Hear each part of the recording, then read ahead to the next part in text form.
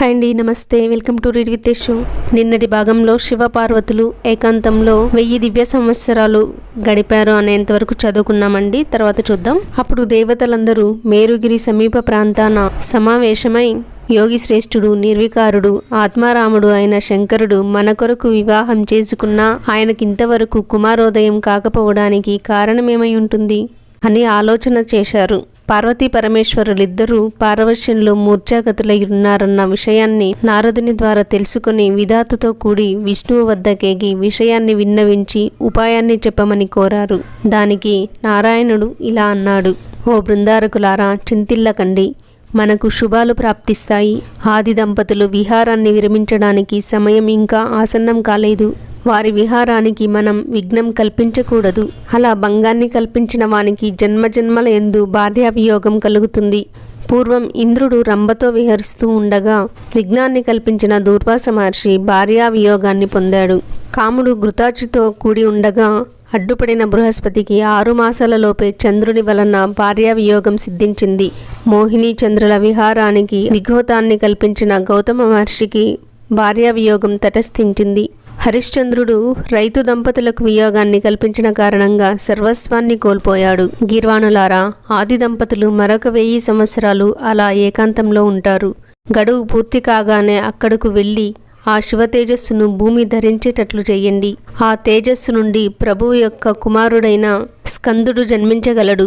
ప్రస్తుతానికి మీరు మీ నివాసాలకు వెళ్ళండి. వాసుదేవుని ఉపదేశాన్ని పాటించారు అమరులు. శక్తి శివుల లీలా విహార రూపమైన లాస్య తాండవాలను భరించలేక భూమి ఆదికూర్మ ఆదిశేషువులతో సహా కంపించింది. కూర్మ భారానికి కూర్మవాయువు స్తంభించింది. లోకాలన్నీ తల్లడిల్లాయి. అప్పుడు దేవతలందరూ విష్ణువును చేరి ముల్లోకాలలోనూ ప్రాణవాయువు స్తంభించిందని మొరపెట్టుకోగా నారాయణుడు వారందరితో కూడి కైలాసానికి కదిలాడు. శివమందిరంలో శివపార్వతులు లేరు. శివగణాలను విచారించాడు హరి. వారి ద్వారా విషయాలను తెలుసుకుని శివ సన్నిధానానికేగి, మహాదేవ, తారకాసుర పీడితులైన అమరులు నిన్ను శరణు కోరి వచ్చి ఉన్నారు, ద్వారం వద్ద వేచి ఉన్నారు అని ఆర్తితో రోధించాడు. దేవతలతో కూడి స్తుతించాడు హరి. యోగజ్ఞాన విశారదుడు మహాదేవుడు అయిన శంకరుడు సురల ఆర్తనాదాన్ని విని తన ఆనంద వ్యాపకాన్ని ముగింపగోరియు దుర్గాదేవికి భయపడిన వాడై కామవ్యాపకాన్ని ముగించకుండానే దేవతలకు దర్శనమిచ్చే నిమిత్తం ద్వారదేశం వద్దకు వచ్చి నిల్చున్నాడు. విధిమాధవులతో కూడి సర్వదేవతలు శివునకు ప్రణమిల్లి అనేక విధాల స్తుతించారు. ఆయనను సంతుష్టాంతరంగుణ్ణి చేసి తారకాసురాది రాక్షస సంహారానికి ఉపక్రమించవలసిందని విన్నపం చేశారు. వారి విన్నపాన్ని విన్న శంకరుడు దేవతలు చేసిన తొందరపాటు పనికి విషణ్ణుడై వికల మనస్కుడై ఇలా అన్నాడు: ఓ నారాయణ, ఓ బ్రహ్మ, ఓ దేవతలారా, నేను ఆ కార్యమందే నిమగ్నుడై ఉన్నాను. నా తపస్సు ఫలించే సమయానికి మీరు విఘ్నాన్ని కలిగించారు. మంచి చెడ్డలకు మనస్సే సాక్షి. జరగవలసింది జరిగి తీరుతుంది. దానిని అడ్డుకోగల వారెవ్వరు? సరే, జరిగిందేదో జరిగింది. ప్రస్తుత కర్తవ్యాన్ని చెప్పండి. ఇప్పుడు నా శిరస్సు నుండి జారిపడుతున్న తేజస్సును, అంటే వీర్యాన్ని, గ్రహింపగల సమర్థులెవరు? గ్రహింపగల సమర్థుడు గ్రహించునుగాక. శివుని మాటలను విన్న బృందారకులు అగ్నిని ప్రేరేపించగా అగ్ని ఆ శివ తేజస్సును కపోత, అంటే పావురం రూపంలో ముక్కుతో గ్రహించాడు. ఇంతలో శక్తి స్వరూపిణి అయిన దుర్గా శివుని రాక ఆలస్యం అయిన కారణంగా అక్కడకు వచ్చి దేవతలను చూసి మహాక్రోధంతో మండిపడి వారినుద్దేశించి ఇలా పలికింది: ఓరి దేవతాగణములారా, మీరందరూ పరమ దుర్మార్గులు, స్వార్థపరులు. మీ స్వార్థాన్ని సాధించుకోవడం కోసం ఇతరులను బలిపెట్టి వారికి దుఃఖాన్ని కలిగిస్తారు. మీ స్వార్థం కోసం పరమేశ్వరుని ఆరాధించి నా విరహానికి భంగం కలిగించారు. నేనిప్పుడు వంధ్యనయ్యాను. వంధ్య అంటే పిల్లలు లేని గొడ్రాలు అని అర్థం. నాతో విరోధించిన వారికి సుఖం లభించదు. ఇంకా ఇలా శపించింది: ఈనాటి నుండి దేవతల భార్యలు వంధ్యలగుదురుగాక. నా విరోధులైన వారందరూ దేవతలతో సహా దుఃఖితులగుదురుగాక.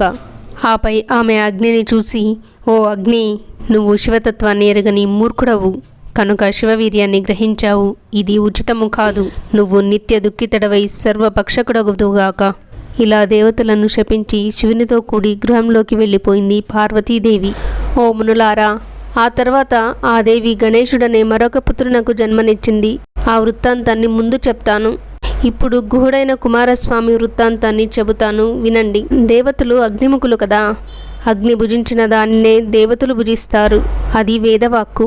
శివవీర్యాన్ని అగ్ని భుజించిన కారణంగా దేవతలందరూ గర్భాన్ని ధరించారు. పార్వతీదేవి శాపం వల్ల దుఃఖితులయ్యారు.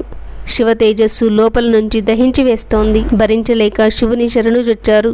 అంత దయామయుడైన గౌరీశుడు, నా తేజస్సును వెంటనే వమనం చేయండి, మీకు స్వస్థత కలుగుతుంది అని పలకగా వారలా చేసి సుఖాన్ని పొందారు. ఆ తేజస్సు భూమిపై పడి స్వర్ణకాంతులతో పర్వతాకారంగా అంతరిక్షాన్ని తాకింది.